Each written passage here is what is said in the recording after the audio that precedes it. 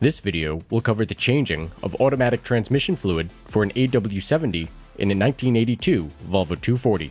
This can be completed over lunch.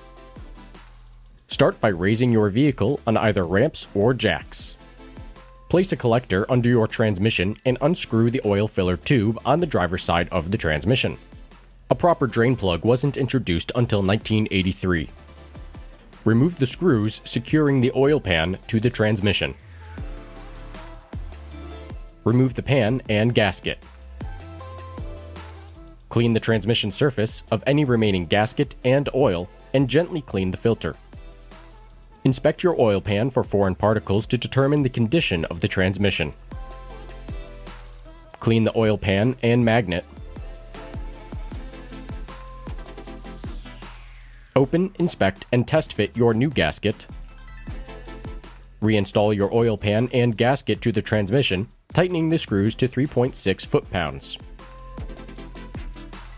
Resecure the oil filler tube, tightening to 66 foot-pounds.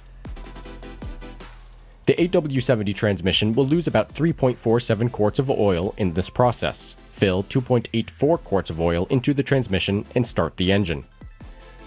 After letting the car idle for a bit, check the level and fill the remaining 0.63 quarts of oil via the oil filler tube. For this purpose, I used 24 ounces of Lucas Oil transmission fix because I noticed some foreign particles in my transmission, and the remaining fluid was filled with Type F ATF oil. Check your level again, test drive the car, and you're all done.